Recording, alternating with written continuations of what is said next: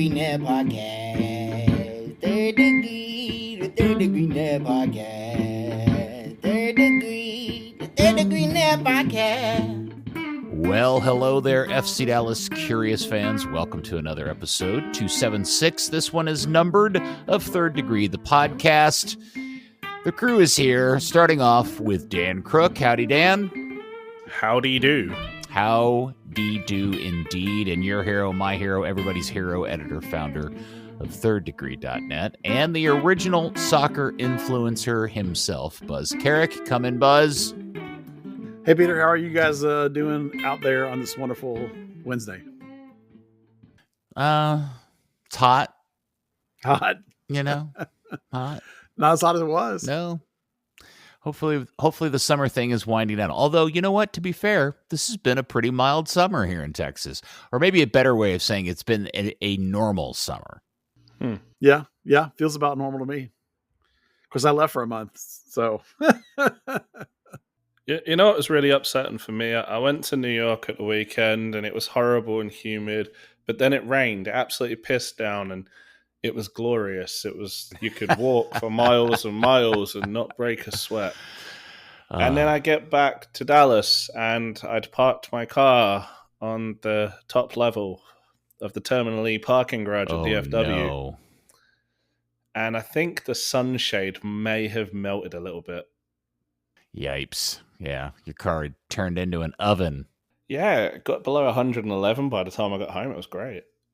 What were you doing in the city? A friend was performing. Oh, very nice. I got to see several New York City FC home stadiums. Yankee Stadium, obviously, Citi Field, Red Bull Arena, some random park where kids were playing pickup. It was great, yeah. You get to see the whole collection of home stadiums for NYCFC. That's awesome. Good for you. Well, very good. I don't know how long this will be. Every time I think we're gonna end up with a short episode, it ends up being an hour plus like last week. So we got a couple things to talk about. Obviously, Buzz, the big news of this particular week, specifically this day, is the odd, weird, ongoing story of whether or not Alan Velasco is going to be sold in this window back to some insert name of Argentinian club here. Well, it's Boca, specifically. Boca Juniors. Well, didn't I see River at one point and also a third River club? was, and then that maybe have been just junk because they denied that was ever true. And, of course, the Independiente fans were going crazy, so their club tried to get in, because that's where he's from, and see if they could get in, but that was quickly like they're not even in the same class, so... and then, of course, apparently the final news came out today with both reporting from Argentina and from Tom Boggart that it was dead in the water. And then hysterically, Boggart posted the numbers they were offering, and it was 5.8 million plus a 1 million incentives, which is a 6.8 million total. And that's, look, I haven't talked to FC Dallas, but that ain't going to get it done. I mean, that's not even close. So I don't really know what all was going on in terms of like maybe just Argentina, various voices hyping it up and trying to make a big deal about it, because that's kind of a number that's like, dude, you're being ridiculous. You got to at least get in the neighborhood. So FC Dallas may have been laughing themselves silly the whole time for all we know. Of particular interest to me was that apparently they told Boca that they weren't going to do it no matter what now because the window had closed and they couldn't replace Alan Velasco, which is hysterical given that he hasn't played all year and has not been available. So I don't know what you think you're replacing. The impact he's going to have over the last 9 games is going to be, small compared to his actual real value in terms of next season. So there's a whole other window before you actually need to replace him if you're going to sell him. Like, replacing him now does nothing. I'm interested, Buzz. You say that number isn't going to cut it. What do you think the cut it number is or should be? Well, they paid something like 8 or 9 million for him, and it's now a couple of years later, and he's significantly more mature and a much better player. So, to think that something less than what they paid for him was going to get him back to Boca is ridiculous. There was reports at the time that Dallas got him that it wasn't even 100% of his pass, and of course, this situation going back was again not going to be 100% of his past, probably, according to some of the reporting. But less money than you paid for him is not going to do it. Now, granted, he's coming off of an ACL, and you never know. But he's been back in training, so surely they have some relative idea. This is a player that when they bought him in the first place, they got him at a COVID discount. He was a year before that being talked about for twice as much money. So the idea that you're going to give him on a discount back to anybody in Argentina is ridiculous. I'm sure Alan thinks the next step, other than maybe Boca or River, maybe would be to Europe, not back to Argentina. He can buy into those two clubs because they have a massive, massive reputations and they are amazing places to play. But you got to come in with money that's real.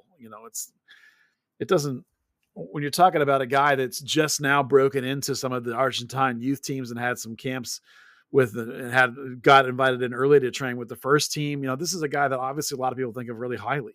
You can't get that guy for $6 million.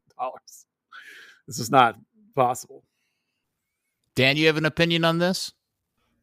Oh boy. Yeah, it's just a load of bollocks, isn't it?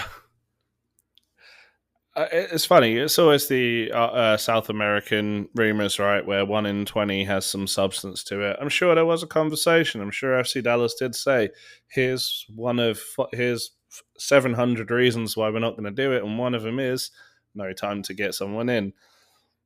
But if you're on the Boca side of things, and fans are flooding pages talking about how they where did the money go? They've made so much money recently, and they're only offering a pittance. Oh well, we tried so hard. We tried to money whip him, but they just said they couldn't replace him. It's just an easy cop out. Okay. This may not be a popular opinion, Buzz, but I'm going to be a bit contrarian here. Because what really is the reality is that Alan was bought for a little bit more money than this. He hasn't turned out to be the player I think everybody hoped he would be. His numbers aren't, all that spectacular. He has, bright promise here and there, but he's not the guy that's beating people on the ball with any kind of regularity. He hasn't scored a lot of goals. He hasn't had that many assists. His highs came more very early in this than later, and he is coming off an ACL surgery. So I am of the impression, based on my observations and things that I've been told over his course here, that he really would like to return to Argentina. So his heart isn't completely in the Dallas setup at, maybe 100%. That if he doesn't come back and play better than he was before the ACL and quickly, there's a real chance that Dallas may regret not taking $6.8 million for the guy. Yeah, I suppose that's possible. But, when you're talking about a player like this, I think you have to, well, I think you're correct that maybe the assists weren't there like you'd like them to be. I don't think you can deny, however, that how much better Dallas is when he's on. And when he's playing well, and let's think back to when he got hurt and they had run that experiment with him in the middle, and he was, I think, moving into the hierarchy of becoming this playmaking player in the middle. At the time, if you remember, it was almost a year ago now. Yeah, it was a long time ago. Yeah, Coach Estevez was talking about the fact that they had played him on the wing because they felt like they had to mature his game in a lot of ways, and that he had finally reached that maturity in his game. Not in life, in this game. And so they were moving in the middle, and that was going to be the way forward. And I'm sure that would still be the case. I'm sure that the idea would be he would come back and be this central playmaking figure that would sit in behind Musa and behind Jesus and behind Areola or Farrington or whatever it's going to be. This is the kind of player that is dynamic and changes the game when he's in there, partially because other teams have to compensate for him and acknowledge where he is and take and keep an eye on him, and that frees up other players as well. And then the other part of the point is in the rejection of them because the window had closed. For me, it's a little bit less about that and more about what would it take to replace a player of this caliber? A player that at 18, 19, whatever he was when he got here, walked right into the lineup, that has this South American pedigree that gets him into Argentina youth national teams and training with the first team, and as a guy that they think that they're going to develop into that kind of stature. Guys like that cost, a lot of money. And if you're just talking about the kind of dynamic player that is equivalent to him, you can look at FC Dallas's own roster. Like, who's a player that is probably of the same sort of caliber of Alan Velasco? And the only one who really jumps out at me is Jesus Ferreira. It's the same sort of caliber. And so what does Jesus cost? Well, they just turned down $12 million for him. So, to replace Alan Velasco who's now going to be coming into the sort of, not the prime of his career, but is going to start to really accelerate theoretically, we would hope, in his progression as he's turning into 22, 23, 24, 25 years old, approaching his prime. He's just going to get better and better and better over the next few years. So I don't, unless there's some bizarre medical thing that we're not aware of, and it sure doesn't look like it based on what we're seeing and how rapidly he's coming back. Compare that to Giovanni Jesus, for example. I don't have any doubts that he's going to be fine, and that over the next couple of years, he's going to more than overcome this. Now, 2 years from now, maybe you're right, but obviously they know a lot more about his knee than we do, and obviously they feel like there's a calculation that makes sense. So, I don't think they're going to regret turning this down at all. I think there'll be better offers some other time, some other day, and I think there were a couple of reports that came along with this that Alan was not pushing for this at all, actually. And that he was willing to accept it, but he wasn't pushing for it. Some contrary reports, both from Argentina and domestically from Boggart. So I think I'm okay with them turning this down. I mean, I would have accepted it, but I would, because I would have understood. I would have understood the risk factor like you're talking about. But I feel like they must feel good about it, and they're okay with it. All right. So you are good with them passing on it, or you would have been good with it if they had said, okay, yeah, we'll take the deal? Well, if they would have taken the deal, then that would have told me that maybe they really were worried about it. Yeah. That they were like, if we're taking less than what we paid for Yeah. him, and based on what we think he's going to be worth someday, or I think he's going to be worth someday, and the fact that they did pass on makes me think they must be very confident. And I'm very confident based on what I see from the images and video that he's been putting out on social media and how quickly he's returned and how good he looks. Honestly, compare that to Giovanni Jesus, who should have been back maybe in May, and it was out there running in June on the sideline, and now has vanished. And we don't see him in any of the clips or the pictures. And where's, we know he had the scar tissue cleanup, but I'm really worried about that guy as opposed to Alan, who looks great. Yeah. I mean, well, kudos to you. You've sold me. Fine. They kept him. They didn't sell him. I think really now the onus is on Alan to show up and just actually perform. I mean, yes. I guess the problem is obviously the one thing that was really hanging out there when this started was the idea that Dallas would not have put him on the IR and had the ambition or the drive to replace him for this season, only to then sell him and him never play in a Dallas shirt again. So that obviously isn't going to happen now. So we can set that concern aside.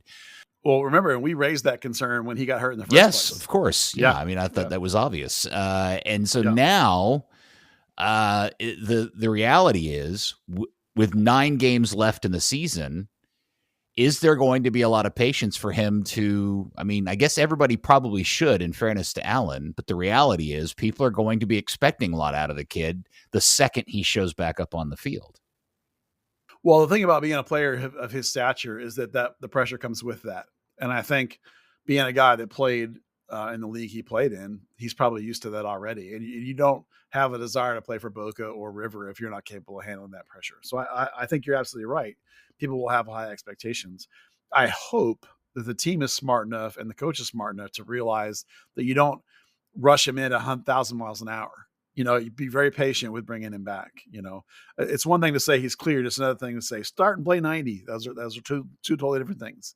And I think that this is why it was so important when I brought up the idea of IRMing in the first place, is that this 9 games you're going to have left. The idea of bringing him back too soon is real. The idea of rushing him back is real. If you think he's the catalyst that's going to turn you into playoffs, you're right. There's going to be pressure for that, but they need to fight against that because you don't want to you need to think about, with a guy this valuable and this young, you don't want to sacrifice his career for these 9 games. Right. So let's hope they're smart enough for that. We've talked about the idea of just benching Jesus and Allen for the rest of the season. Yeah. Or for the majority of it, just because I mean, you're not really playing for anything at this point. All you're doing is putting guys fresh out of injury at high risk of injuring things again. But I think we all have to trust that they know what they're doing when it comes to training and health and fitness. I just really want them to not to be like when the season was where it is, regardless of whether they think it's a playoff roster or not. I really want them to think long term.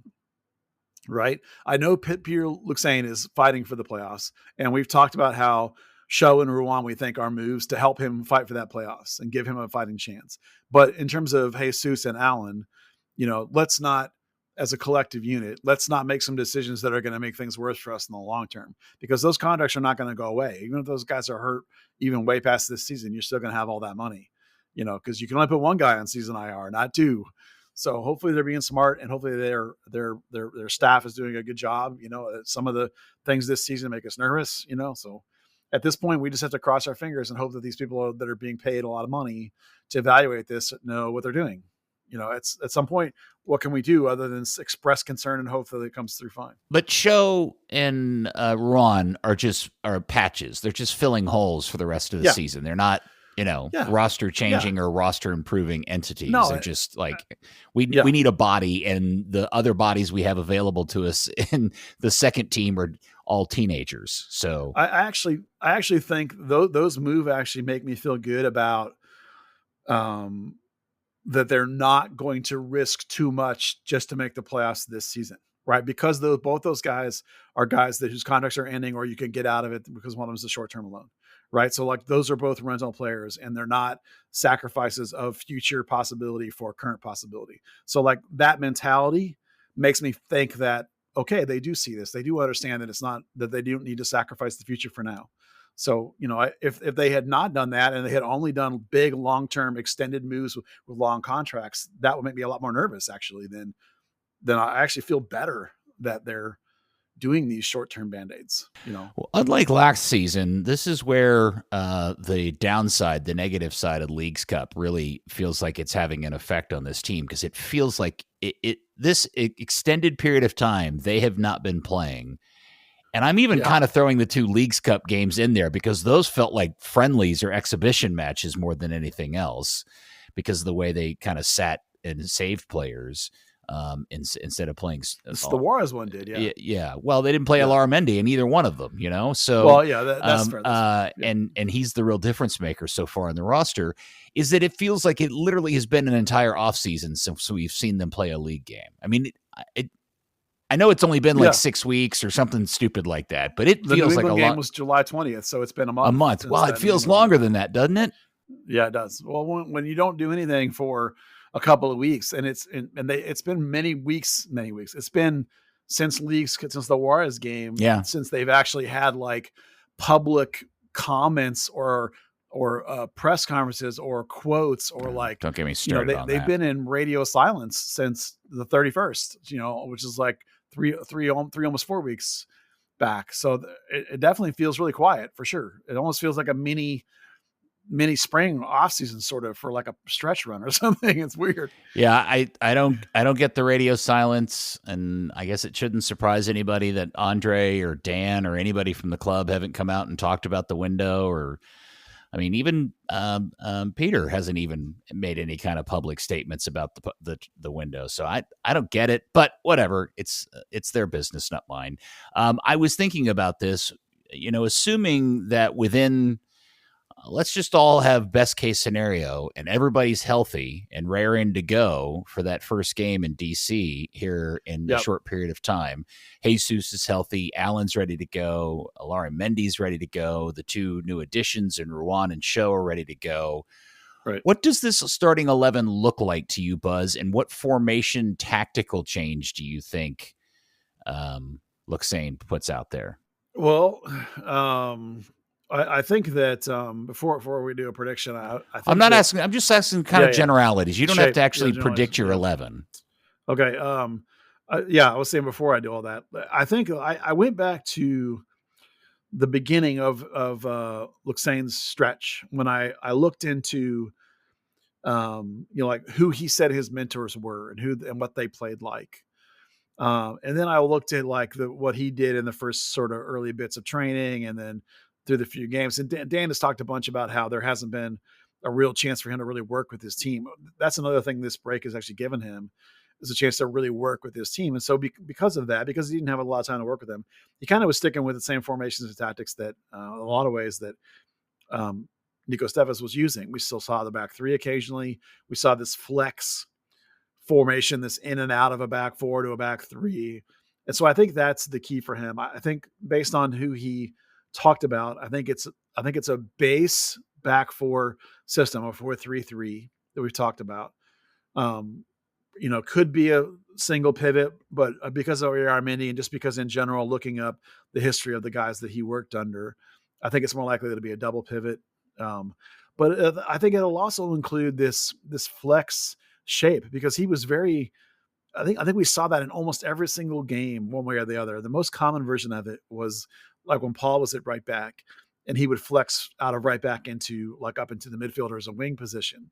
And so you would get this back four shifting to a back three. And then they went out and they traded for Ruan, who is a notable player with the ability to play a real wing back style and really get forward.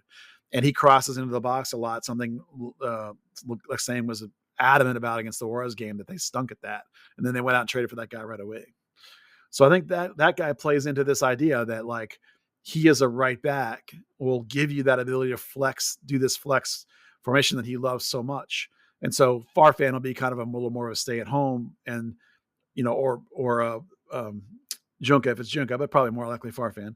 And then Ruan will be the one that'll be doing the bombing forward and doing that flexing sort of shape. And I think you'll see that a lot, that tactic. So, and otherwise it'll be basically be that base 4-3-3 with that flexing, 3-4-3 look, which will be kind of interesting to watch. I mean, it's a very advanced tactic. It'll be interesting to see if he can get him to do it consistently, because the one versus Juarez was awful. It was so bad. Well, it's all going to be about form and players just playing well more than anything else. It's because it'll be interesting to see who's available, because if they go to DC and Alan doesn't play, okay, now there's 8 games left in the season. If Jesus, I'm just going to assume everybody's going to be raring to go and they're going to give it a mighty push for the playoffs, because it doesn't look good in terms of the numbers, but it's not impossible. I mean, as they say, there's a chance. It's doable. Yeah, it depends on what other people do. We've talked about it. The 42 to 44 points. You need to win all your home games. Those home games are going to be massive. You just got to get some points on the road somewhere. You can grind them out in ties. That's fine. Yeah. But, I was. I'm sorry. Go ahead. I was just going to say, should we get into maybe who we think is going to be available, or do you want to wait? Oh no. Yeah. Go ahead. Well, I think, looking at the media that is available, I don't think Delgado is going to be back. But Jesus Ferreira looked, as of a week and a half ago, was, in training and looked decent. So my expectation is he's going to be ready. And Jesus is a guy who, with his resume, will, if he's healthy, he starts for me. I don't see Liam Frazier in the media, so I think he's not good. But Yaramendi's back in training, and so I would assume he'll be ready to go. Obviously, Giovanni Jesus, we don't even know if he's in the country. Paxton's a no. And then Flash, aka Ruan, is in town and has been training, and he was in mid-season, so he should be fine. And the show is in town, but we think he's probably more of a depth piece than anything. Are his batteries charged? Hopefully his batteries are charged, because he was looking depleted in those posts. He hasn't done that since. I wonder if somebody said something to him. And so then the question is Alan. Like, I think you ease Alan back in. Even if he's ready and cleared, quote unquote, for this DC game, and we don't know for sure. Funny thing enough, they've already posted the media notes for the game, and the injury report section is blank, because the injury report's not due till Friday, so they'll re-upload them on Friday at 5:00 when they have to post the injury list. But if Alan's cleared, I would not start him. I would ease him, like first run out, like just 10 minutes or something. Just there's no reason to rush that and ruin it. So. That gives you a lot of good pieces. I mean, if you get Jesus, Mendy back, Show and Ruan are here, those are some decent pieces that you can start moving in and can help you a bit, and then start to ease Alan back in. So,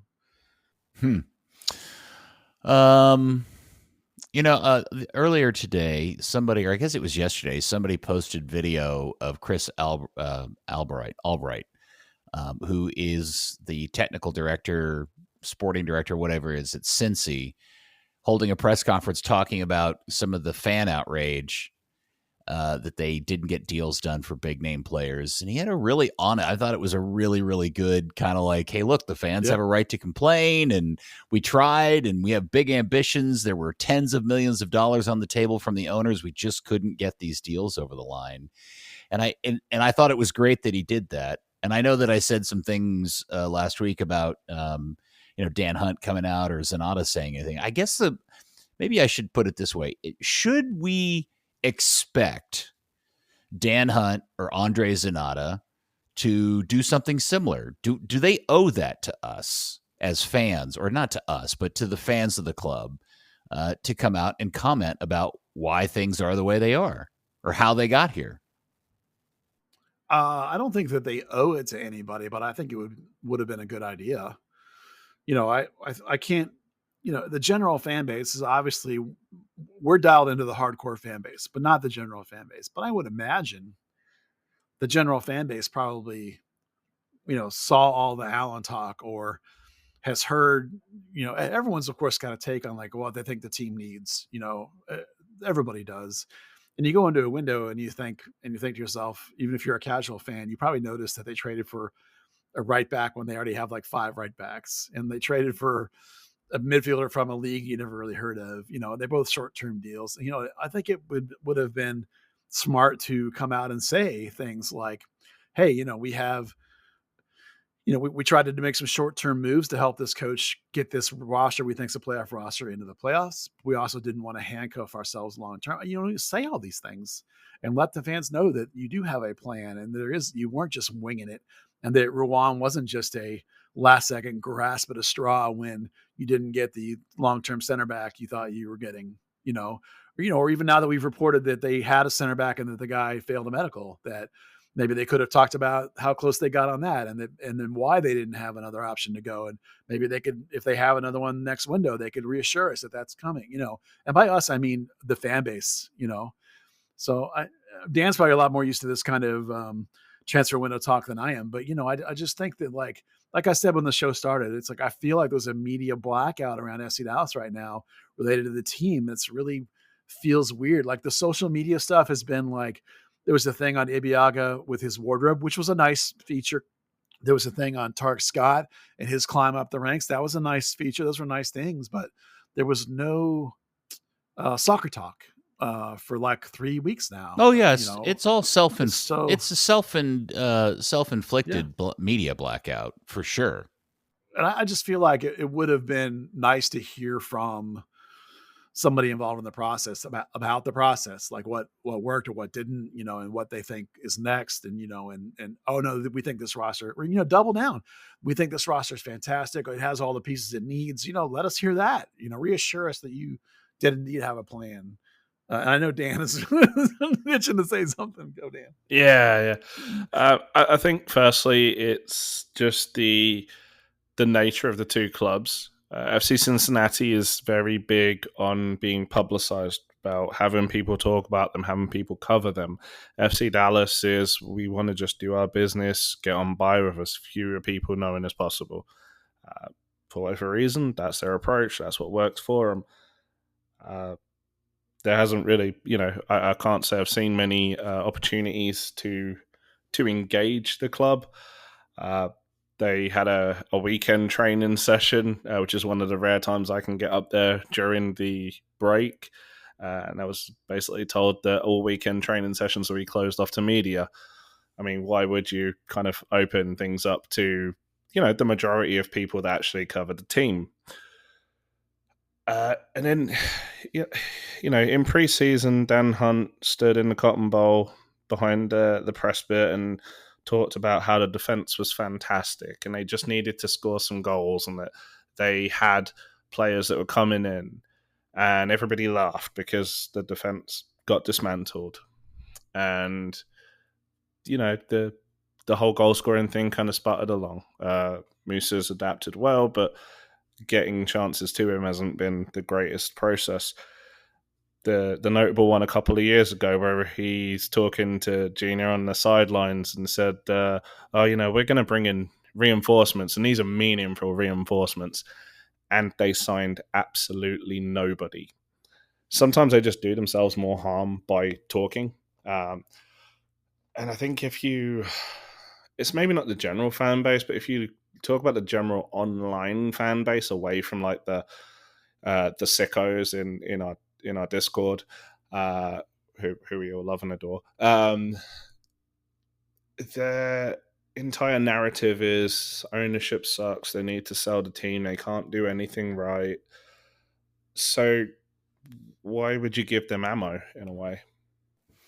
Yeah, it made me wonder if part of the strategy is if we come out and say something, all that does is engage people to tell us that we did it wrong or something, for the haters to say something. So why not just not say anything at all? I guess. I don't know. I just think that they would do themselves a huge favor in trying to engage and keep everybody up to date and kind of express some sort of willingness to share the process, as you said, Buzz. That I think that would go a long way. But it's hard, right? Because on a normal club, I'll call FC Dallas not a normal club, a club that's kind of tries to engage its fan base. I mean, we can talk about outside of soccer. The Mavs miss out on big free agent targets. It comes up. Oh, we tried to go for this guy. We tried to go for that guy. Cowboys do it. Rangers do it. Everyone does it. FC Dallas has a lot of people that's not particularly comfortable with talking. Andre Zanotta hates talking to people. Dan Hunt has got a hell of a lot better over the last decade, but he's still not confident talking to people. So then what are you left with? Peter Luxan, who's going to say, well, my focus is the people who are with the club. Well, they got 9 games to prove something to everybody. I guess that's all we can go by. Guys, is just wait and see how it plays itself out. This is the position that Dan Hunt has put this team in, and he ultimately the blame lies on his shoulders.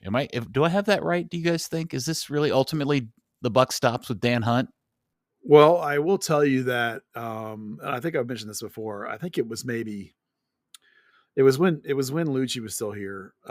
I actually asked Clark Hunt a question where I was asking him something about the way something happened inside the organization. And he explicitly told me that the club is run by 3 people. It's run by the coach, the TD, and Dan as president. And that Dan as president and Anders as TD and the coach as head coach are all equal on the hierarchy tree. And those 3 people report to Clark as the CEO.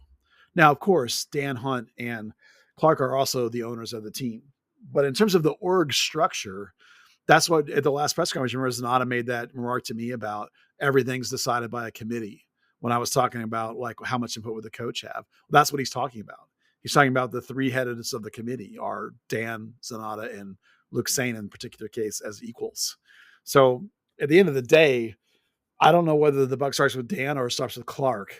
Either way, it's probably more likely Clark. Would Clark, is there a scenario, and I'm not suggesting this is what needs to happen, I'm just asking the question. Would Clark ever fire or replace Dan as president of this club? I doubt it. He and Dan might have a conversation, I guess, apparently that maybe if he felt it wasn't working and Dan would agree to that, but this is just pure guess on my part. I've never in a million years asked them this, but Dan for a long time wasn't president. Like even after they bought the team, right? He and Clark were just the owners, and they had a president. And they went through a couple of presidents, and then Dan took over as president. And that's one of the things that pretty much coach said this to me. Maybe it was Nico. He said, "I'm the only coach in the league where the owner is like 4 doors down the hallway, and I meet with him like literally every day because he's the president." So like in terms of the day-to-day operation of the club, Dan Hunt is the operating president that runs, I guess that means the business side of the organization. And then Andre Zanotta is now the head of soccer operations. So he runs the soccer operations half of the club. Yeah, it's funny. I remember, it's been a long time because did Dan end up getting the job after the Quinn incident, or was there somebody after Quinn? Was Hitch after Quinn? No, it was Quinn, I think. So whenever it was, I do remember those of us covering the team in the media, and I don't mean the three of us. I'm talking about people at the paper and in other places. There were a lot of question marks around Dan Hunt's qualifications to run a professional sports organization, other than being somebody's kid. And I don't know if anybody ever really figured that out, and so I mean, he's been doing it a long time now, so he's like anybody in the Jones family have certainly just by osmosis or just through time have earned experience. But I was thinking about this the other day. If this is suddenly turned into the whole, would Jerry the owner fire Jerry the GM kind of thing that we all joke about with the Cowboys? If it got bad enough, if things continue to not go well, would one brother ask the other brother to step down or replace him or whatever? I don't know. Let me go back over the history just a little bit, just so we can all get on the same page with it. So Michael Hitchcock took over from Greg Elliott, who took over from Andy, who took over from Billy. Those guys were all the GM president combination, sort of. There was no TD at that point. Right. That guy would work with the coach, and Hitchcock is a soccer player. He's a soccer guy. Your miles may vary on how much of a soccer guy you think he is. They replaced him with Doug Quinn, who is not a soccer guy. Doug Quinn is a businessman. And they hired Barry Gorman. And this is in 2010 under Shellis. Gorman was a former college coach, Penn State, I think it was. And he was Shellis's buddy. And then he screwed up the DAC thing and a couple other things, and they ended up firing him. And then effectively, Quinn and Heineman pretty much picked Fernando Clavillo to come in and be the TD. And Clavillo worked with Quinn and Heineman until Quinn had his legal troubles, which he just put a bow on it, was found eventually not guilty of. But when that all happened, Dan Hunt took over. So that was at the same time Oscar came in. So Dan, which one technically happened before the other? Because Doug Quinn left before, wasn't like at the wrap up of a season, but it was basically right near the end of it. So Hunt and Oscar came in to work with Clavillo. Yeah. And then after Clavillo passed, it was Muzi for a little bit filling in. And then they went and hired Zanata. And then they brought in, Zanata came in, same time Lucci came in, basically. So Dan Hunt has been in that job since 2014 as the operating president of the club. So in some ways, he's like Jerry Jones, where Jerry's the president of the franchise. Well, at this point, he's probably one of the more experienced club presidents in the league. Yeah, he's been doing it a decade now. Yeah. So you would think that now he would, and to his credit, in the early years, he went back and forth and a lot to Brazil and did a lot of observing of Clavillo working and Shellis working and making those connections. And he met and did a lot of things with Cap. I'm sure as a young 20-something-year-old at the time, he probably was not 100% dialed in, but I imagine over the years, he really has become probably pretty knowledgeable, you would hope, about what he's doing. So, but Dan's right. He doesn't like to talk. What I'm hearing from you, Buzz, is that we should all put trust and faith in Dan Hunt to hire the right manager moving forward. No, I don't think you should do that. The thing about that is that in the end of the day, Clark Hunt has as much or more input than anybody else on levels of decisions of that level. From everybody we talk to, Clark was never going to say that, but we understand that that's how it works, right? Remember I said Clark's the CEO, not Dan. Dan reports to Clark in that sense. I had forgotten that one time Clark told you that Dan and whoever was TD at the time reported to him in equal measure. And I just thought that was the craziest thing I'd ever heard. And the coach did all three of those. Yeah. I just thought that was, and I thought that can't possibly be right, but it was straight from his mouth. I know. He said that's the case. I know. Yeah. I know. And that he was the ultimate, as the CEO, he was ultimately responsible. He literally said that. So again, that was, 5 or 6 years ago. It's possible that relationship has changed, that dynamic's changed. It's possible that under Zanata's formation, they don't have an org chart on their website. It's possible that Zanata now outranks the coach with that promotion. I don't know if the promotion was real or not, or on paper or what, but he got a raise for sure. So. Well, the long, dark winter or summer is near over as Dallas gets started back in league play, not Leagues Cup, but league play this Saturday at 6:30 in DC. And we'll see where it goes from here. 9 games. Assuming it's funny to me that after all of this, the decision not to IR Allen, and he is going to stay here, means that he won't even he'll end up playing effectively at best a third of the season. Yeah, I'd be surprised if he plays more than like 6 or 7 games. Like if he plays in DC, I'll be surprised, pleasantly surprised, but I'll be surprised. Yeah, I will never understand. I mean, I think I'd like to think that the reason for not IRing him is a true inherent belief that they thought he could legitimately be back probably even earlier than this, and it didn't work out, or whatever it works out. And then the pessimist in me is that by putting him on IR, they'd have to go out and spend a bunch of money to go find an equal replacement, and they didn't want to do that, or didn't have the money. And remember too, at the time, it was looking like there might be a 4th DP coming. Yeah. So they might have felt like, well, we're going to have to spend money on that anyway. So there's no reason to IR him. They may have thought Clark put the kibosh on that. Yeah. I mean, Clark did. I felt like at the time, like, the amount of impact you're going to get from Allen is minimal, so you might as well IR him. That way you can replace him. And then next January, you worry about the fact that I now have an extra DP, and you solve that problem some other day, because not all DPs work. I mean, sometimes you do a DP and they stink. So it's like, you may have to get without one. So I just, we've beaten around that bush a lot, and I still can't, my problem wasn't that they thought that if they just said, yeah, we thought about that and decided no, but like the reaction was like, what, are you insane? And I was like, dude, that's not insane. It's a relatively smart idea, but, in the meantime, here's where we are. And if there's some nice pieces back, and you actually have an interestingly decent lineup, and they actually have some decisions to make, coming back. Yeah. So in terms of the starting 11, I mean, you have to assume, right, Musa, of course, if Armandi can go, he can go. He's in. Leggett in midfield with him. Farfan, Tafari, Ibiaga, those are all no-brainers, right? I think Ruan walks in and starts. He's in the middle of the league, right? So he's healthy and fit. So he should be good to go, because that allows you to free up Areola to move him back up to the wing, possibly in net, of course. I think Jesus walks in and starts. So your front three will be Ferreira, Musa, and Areola, and Farrington returns to the bench. That's my take. Now, wild card, you could put Ferreira in the hole where under Musa, but that's where Siki and Seveling's been playing, and Luke Sane likes him, number one, but also more importantly, that's where Allen's going to play.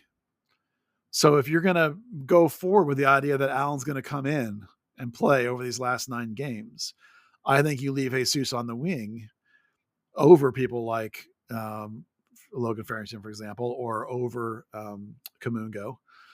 And you leave Siki in there and Allen will come in for him and supplant him over the next 2, 3, 4 games. So that's your 11 for me.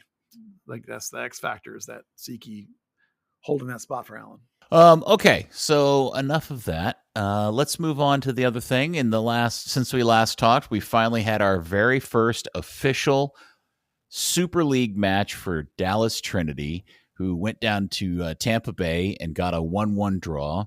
They should have won that game by a lot, but didn't. Yeah. But it was cool to feel like you were watching history, and production quality aside, oh my God, out dude. of Tampa Bay. Let me ask you. Well, hold on. We'll come back to that in a second. My overall observation was, I thought Dallas. I thought the standard of play was a grade higher than I was anticipating. At least that of Dallas. Too. Yeah, totally agree. Yeah. The Trinity 11 is actually pretty nice. The 3 midfielders they have are really good. Yeah. Danielson, Brooks, and Meza. That might be the best triple head midfield in the league, based on the fact that I've heard Tampa's probably supposed to be pretty good as well. So that midfield bossed that game. The back 4 was pretty solid.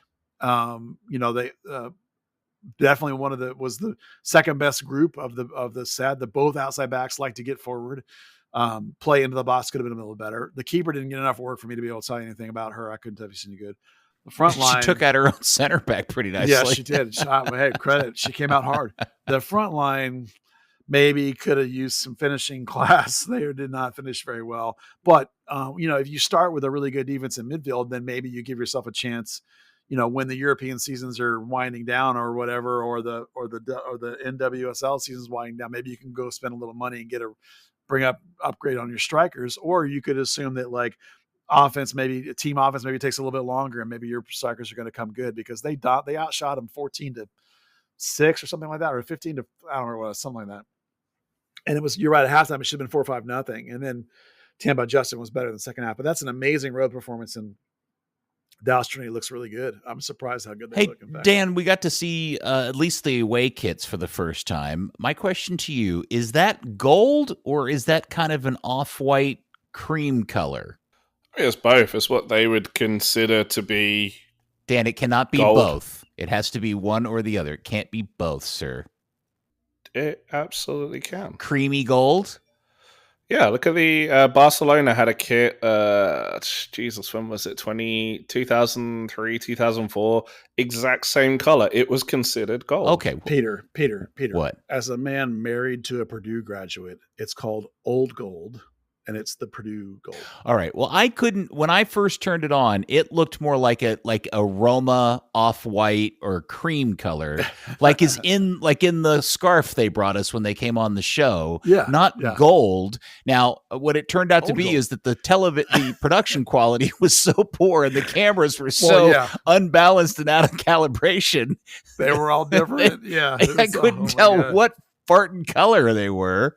But it was so bad, dude. I suspect everybody can figure out what the home kits are going to look like now. But what I think is interesting is that they were wearing white socks that didn't. I liked that. I do too. But what I was told was that Nike doesn't make the same color socks that their home and away kits are. So the socks, I believe, in the home kit is going to be a different color than the color of the shorts and shirt. That's cool. I mean, that's like, that could be a thing. That's Chelsea's thing. Yeah. Yeah. I totally agree. I thought it looked great. I thought it looked really, really good. It's funny that if you accidented into it, but whatever, run with it. Yes. Make that your thing. Like, you remember when this goes way back in Third Degree with FC Dallas, when I talked about how pattern can be as important as colors in your branding. And I made all these suggestions, and one of which was hoops and all that stuff. One of the brandings patterns people can use is a different color sock. And as Dan Crooke just said, and everybody knows this, Chelsea does that. And you can use that as in a way you can think about Manchester United does that, except they have a short different too. And Mexico with the red, there's other clubs that do it. But it's clearly a thing that you can make a branding element to have your sock be a different color, and I think it's awesome. Dan, you're the women's football expert of the crew here. What did you think of the game?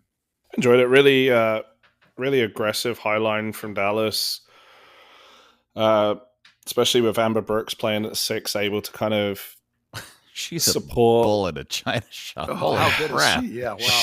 She should have got sent off in that game. Yeah, she should.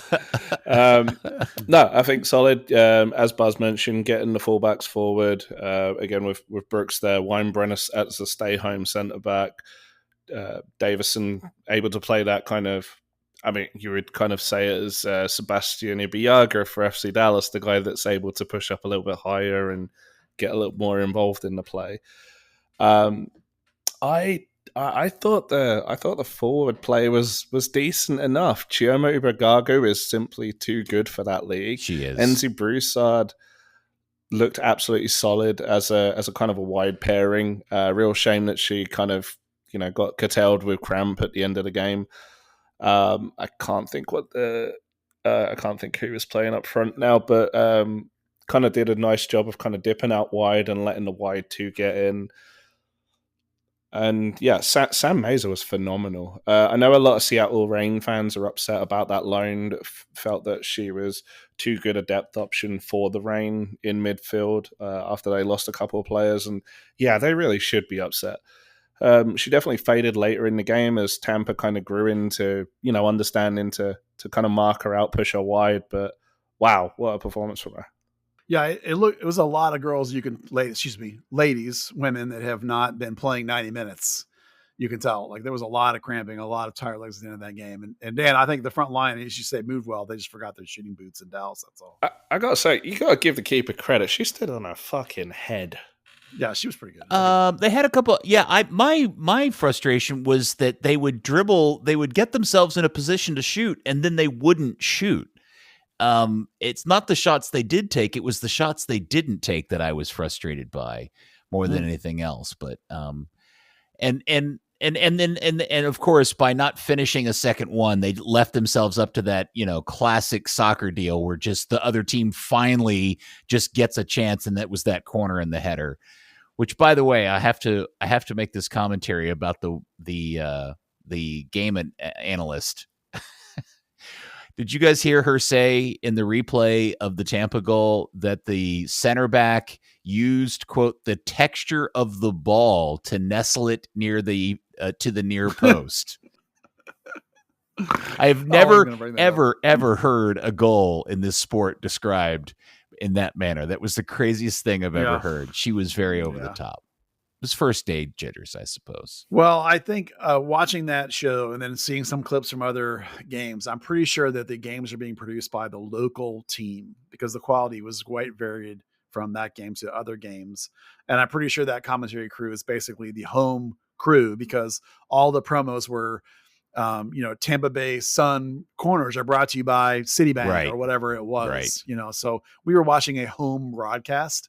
I think they tried to make it a little bit more balanced, but they clearly knew way more about Tampa than they did about Dallas. And they were talking about how Tampa was having their share of the game in the first half. And I was like, what game are you watching, dude? They're getting raffle stomped into the ground. It's like the first half was utter, like they maybe had like 20% of the ball.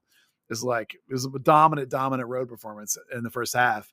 And granted, they made some adjustments, notably like they did something in the midfield with some, I think it was actually their outside backs. They positioned them much wider and that diffused the Trinity backs coming forward quite a bit and really took the steam out of their play. But, I'm assuming that the broadcast will vary and they'll all get better, but some of them are already much better than that particular one. And it was so bad. There were I just have to say this, there were 10 TV mistakes in the first 30 seconds of the broadcast. I was like, this is high school audio video club. I was like, this is so bad. It makes my teeth hurt so much. Did the main field camera, did they replace it or change or change the settings? Because I swear, I started the game on one TV and it was like running 480p resolution is what I thought they were producing the game at. And then I went downstairs and watched it on another and it got markedly better. And I couldn't tell if it was the difference between my displays or they changed cameras or they finally fixed something.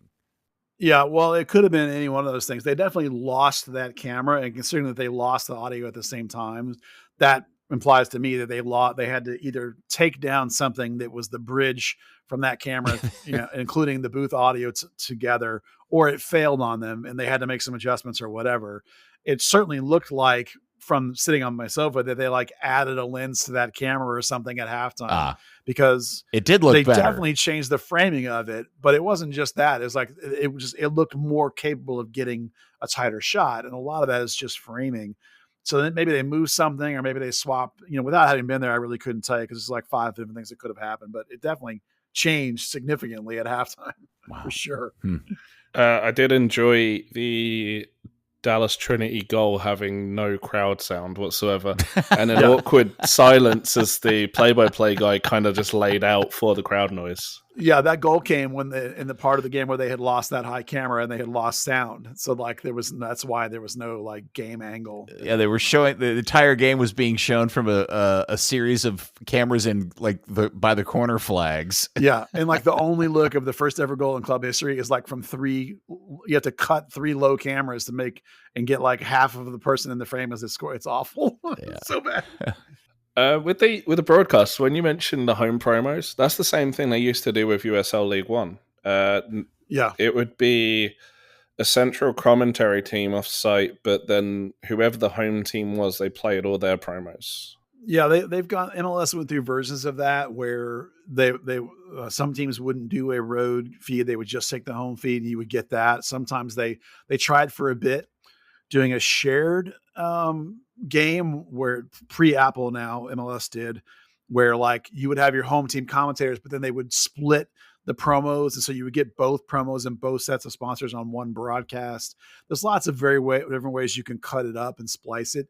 It's hard to know exactly what version they're using, except that the quality of some of the highlights from like the DC game, for example, are light years better than this one was. So I'm assuming it's a home feed produced, for who knows what amount of money. Yeah, because the production with the play-by-play was done by Vista World Link.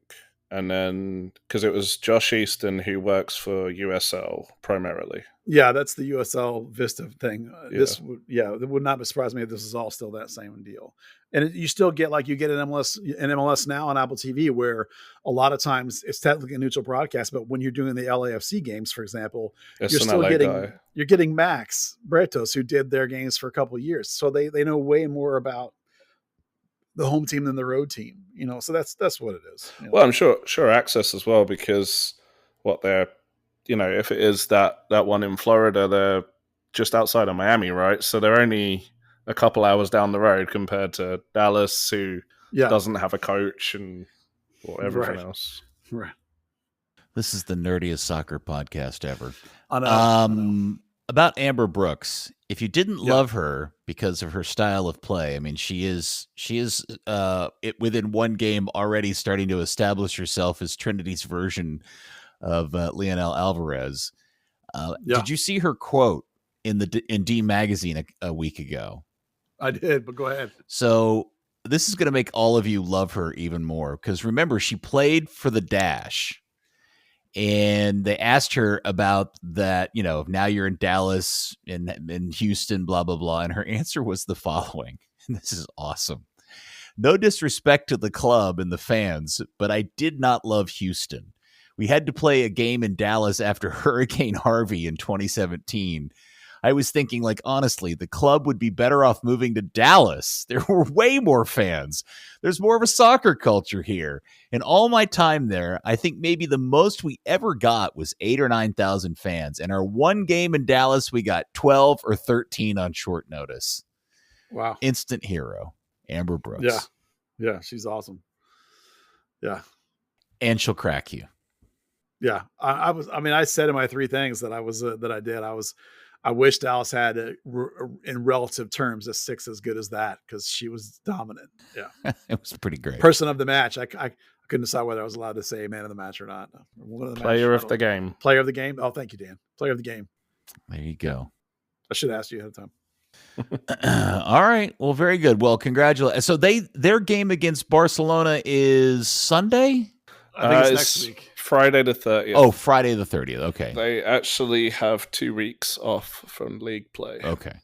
And then they turn around the following week and play DC Power. DC Power at the Cotton Bowl. All right.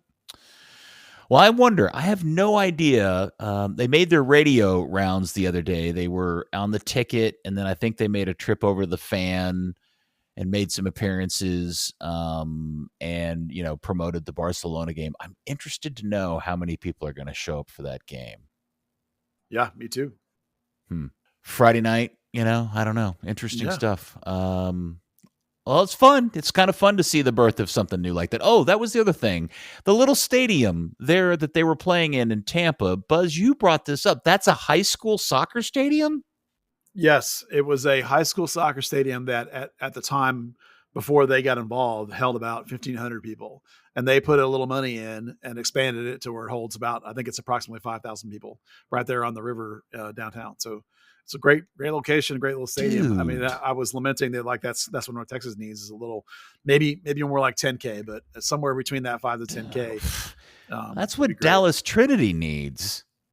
It is what they need. That I don't know if they're going to be involved with this Mansfield thing, but they talking all along about Dallas, and we know that behind the scenes there have been some rumblings about some couple different locations of maybe somebody's trying to do something. Yeah, go drop nothing concrete with it, And I know that the city of Dallas talked a lot about how they want to keep them, but the Cotton Bowl, I'm assuming I believe it was a 2 or 3 year deal they did.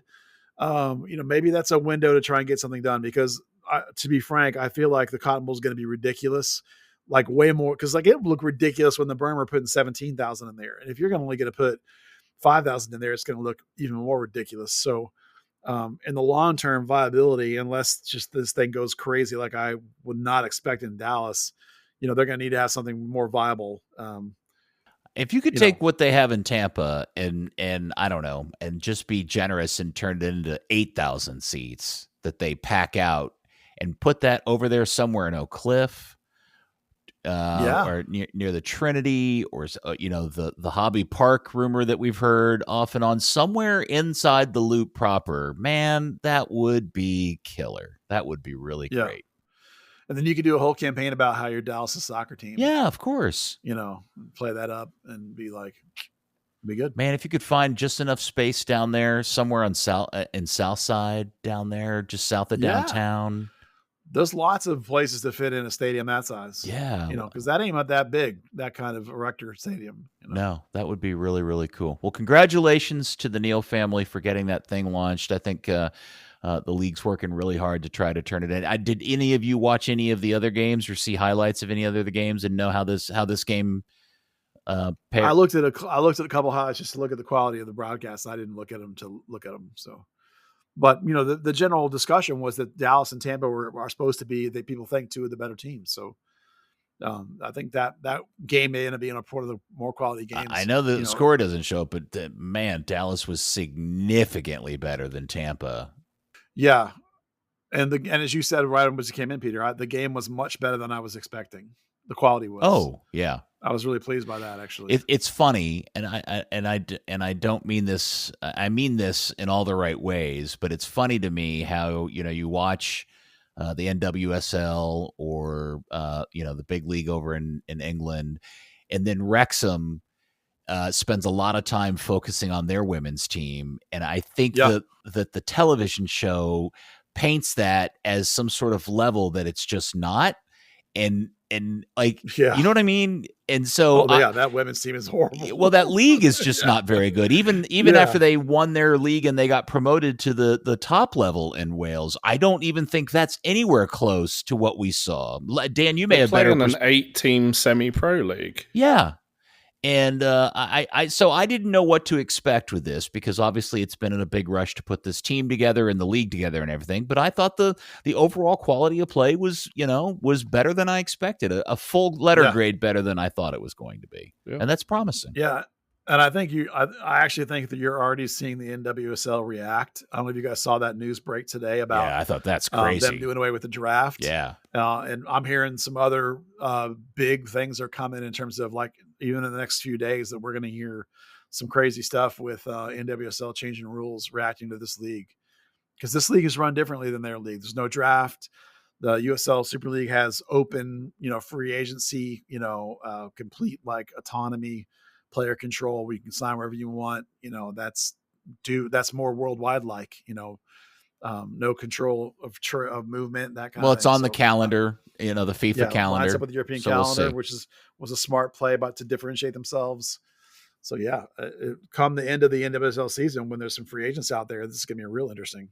Well, then go on DTFC. Are there any chants or nicknames or anything yet? I don't know. Do we have any agreed to way of referring to them? I mean, DTFC seems to be the hashtag that we've been using, and I think that sort of is probably going to catch on. I calling them Dallas gets a little confusing, so I tend to use Trinity or Dallas Trinity or DTFC, sort of interchangeable. I don't. Did we decide a long time ago that Pegasus wasn't probably appropriate? Pegasus, yeah. I don't know. Okay. I think it's what people are calling it. I don't know if it's appropriate. I don't know either. All right. I think it's just a Pegasus. I don't think it's a Pegasus unless you're trying to be funny. Dan, good stuff. Yay, soccer. Poor Dan. He's so beaten. And Buzz, we will good talking to you again. Oh, thanks, man. Yeah, we're another round of soccer. Oh yeah, you officially announced on the Discord that the podcast is gonna have a schedule change here coming up soon. Yep. Yeah, we're going to sometime in the next 3 or 4 weeks. I'm not exactly sure when. It may be a couple weeks, maybe 3 weeks. We're going to shift to recording on Thursdays, and the podcast will drop as soon as I finish it, which will be like midnight or 1 a.m. And then for most people, of course, it'll be available on Friday morning. Okay. So not really that big a difference. It's only one day. You know, it's because of some personal stuff between all of us. It's just going to line up better to record on Thursdays for us. It's okay, Buzz. You could tell everybody you've picked up a Pilates class on Wednesday. Yep, I got a Wednesday Pilates class. You got your indoor game. So I play on Tuesdays. Oh, well, that's why we don't record on Tuesdays. That's Tuesdays. why we don't record on Tuesdays. It's because I'm busy getting my ass kicked on Tuesdays. All right. Very good. Well, good to talk to you both. Look forward to seeing how the second half or the last third or whatever we want to call it of Dallas' season plays out and how the start of the new Trinity season goes. So that's fun. All right, boys. Thank you very much. And thank you, FC Dallas, and I suppose Trinity Curious fan. We'll speak to you next week on another episode of Third Degree, the podcast. Dallas has a team to be proud of. Whoa. Third Degree, the Third Degree Net Podcast. Third Degree, the Third Degree Net Podcast. Third Degree, the Third Degree Net Podcast. Third Degree, the Third Degree Net Podcast.